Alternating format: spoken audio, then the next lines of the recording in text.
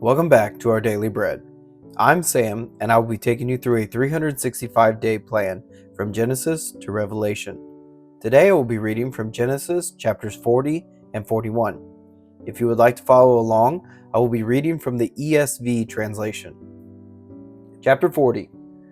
Sometime after this, the cupbearer of the king of Egypt and his baker committed an offense against their lord, the king of Egypt. And Pharaoh was angry with his two officers, the chief cupbearer and the chief baker. And he put them in custody in the house of the captain of the guard, in the prison where Joseph was confined. The captain of the guard appointed Joseph to be with them, and he attended them. They continued for some time in custody. And one night they both dreamed, the cupbearer and the baker of the king of Egypt, who were confined in the prison, each his own dream, and each dream with its own interpretation.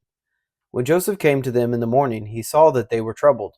So he asked Pharaoh's officers who were with him in custody in his master's house, "Why are your faces downcast today?" They said to him, "We have had dreams, and there is no one to interpret them." And Joseph said to them, "Do not interpretations belong to God? Please tell them to me." So the chief cupbearer told his dream to Joseph and said to him, "In my dream there was a vine before me, and on the vine there were 3 branches. As soon as it budded, its blossoms shot forth, and the clusters ripened into grapes. Pharaoh's cup was in my hand, and I took the grapes and pressed them into Pharaoh's cup, and placed the cup in Pharaoh's hand." Then Joseph said to him, "This is its interpretation. The 3 branches are 3 days. In 3 days Pharaoh will lift up your head and restore you to your office, and you shall place Pharaoh's cup in his hand as formerly, when you were his cupbearer. Only remember me when it is well with you, and please do me the kindness to mention me to Pharaoh, and so get me out of this house. For I was indeed stolen out of the land of the Hebrews, and here also I have done nothing that they should put me into the pit." When the chief baker saw that the interpretation was favorable, he said to Joseph, "I also had a dream. There were 3 cake baskets on my head, and in the uppermost basket there were all sorts of baked food for Pharaoh, but the birds were eating it out of the basket on my head." And Joseph answered and said, "This is its interpretation. The 3 baskets are 3 days.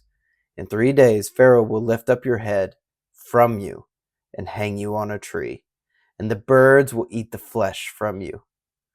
On the 3rd day, which was Pharaoh's birthday, he made a feast for all his servants and lifted up the head of the chief cupbearer and the head of the chief baker among his servants. He restored the chief cupbearer to his position, and he placed the cup in Pharaoh's hand. But he hanged the chief baker, as Joseph had interpreted to them. Yet the chief cupbearer did not remember Joseph, but forgot him. Chapter 41.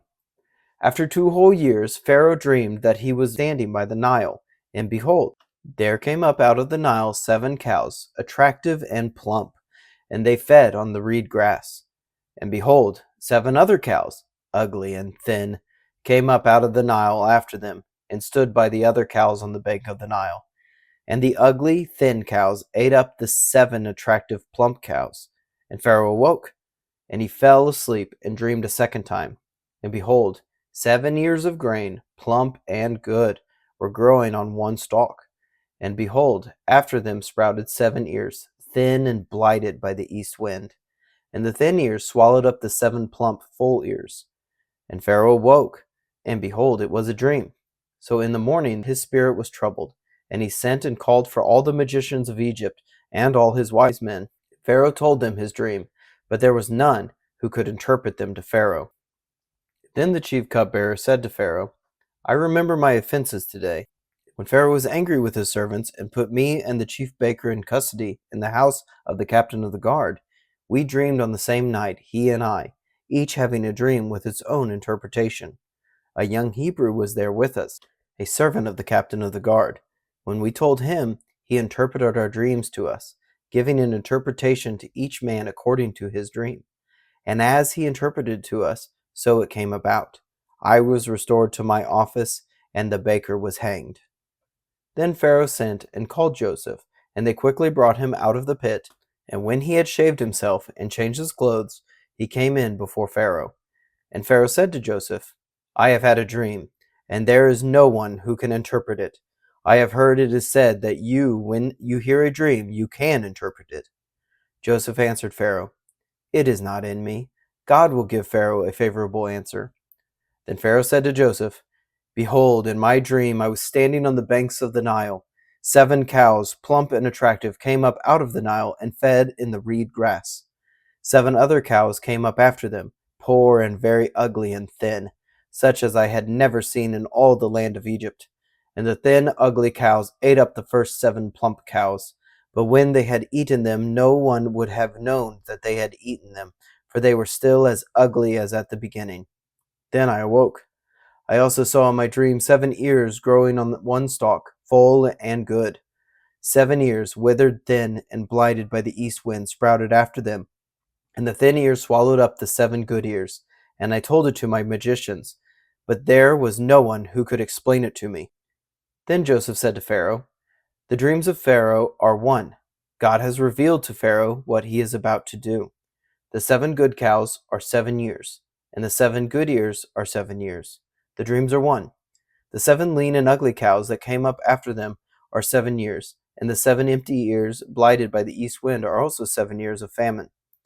It is as I told Pharaoh. God has shown to Pharaoh what he is about to do.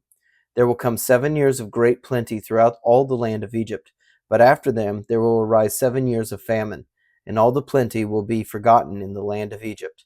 The famine will consume the land, and the plenty will be unknown in the land by reason of the famine that will follow, for it will be very severe. And the doubling of Pharaoh's dream means that the thing is fixed by God, and God will shortly bring it about. Now therefore, let Pharaoh select a discerning and wise man, and set him over the land of Egypt. Let Pharaoh proceed to appoint overseers over the land, and take 1/5 of the produce of the land of Egypt during the 7 plentiful years. And let them gather all the food of these good years that are coming, and store up grain under the authority of Pharaoh for food in the cities, and let them keep it. That food will be a reserve for the land against the 7 years of famine that are to occur in the land of Egypt, so that the land may not perish throughout the famine." This proposal pleased Pharaoh and all his servants. And Pharaoh said to his servants, "Can we find a man like this in whom is the Spirit of God?" Then Pharaoh said to Joseph, "Since God has shown you all this, there is none so discerning and wise as you are. You shall be over my house, and all my people shall order themselves as you command. Only as regards to the throne will I be greater than you." And Pharaoh said to Joseph, "See, I have set you over all the land of Egypt." Then Pharaoh took his signet ring from his hand and put it on Joseph's hand, and clothed him in garments of fine linen, and put a gold chain about his neck. And he made him ride in his second chariot, and they called out before him, "Bow the knee!" Thus he sent him over all the land of Egypt. Moreover, Pharaoh said to Joseph, "I am Pharaoh, and without your consent no one shall lift up hand or foot in all the land of Egypt." And Pharaoh called Joseph's name Zaphanath-Paneah, and he gave him in marriage Asenath, the daughter of Potiphera, priest of On. So Joseph went out over the land of Egypt. Joseph was 30 years old when he entered the service of Pharaoh, king of Egypt. And Joseph went out from the presence of Pharaoh and went through all the land of Egypt. During the 7 plentiful years the earth produced abundantly, and he gathered up all the food of these 7 years which occurred in the land of Egypt, and put the food in the cities. He put in every city the food from the fields around it. And Joseph stored up grain in great abundance, like the sand of the sea, until he ceased to measure it, for it could not be measured. Before the year of famine came, 2 sons were born to Joseph. Asenath, the daughter of Potiphera, priest of On, bore them to him. Joseph called the name of the firstborn Manasseh, "For," he said, "God has made me forget all my hardship and all my father's house." The name of the second he called Ephraim, "For God has made me fruitful in the land of my affliction." The 7 years of plenty that occurred in the land of Egypt came to an end, and the 7 years of famine began to come, as Joseph had said. There was famine in all lands, but in all the land of Egypt there was bread. When all the land of Egypt was famished, the people cried to Pharaoh for bread. Pharaoh said to all the Egyptians, "Go to Joseph. What he says to you, do." So when the famine had spread over all the land, Joseph opened all the storehouses and sold to the Egyptians, for the famine was severe in the land of Egypt. Moreover, All the earth came to Egypt to Joseph to buy grain, because the famine was severe all over the earth. Thank you for joining me today in our Bible reading. You can find us on Substack and YouTube at Up+Out Show, or Our Daily Bread wherever you get your podcasts. Please consider subscribing. If you enjoyed this reading today, please like and share. If you have any thoughts about the verses read, please leave a comment. Thank you, and have a blessed day.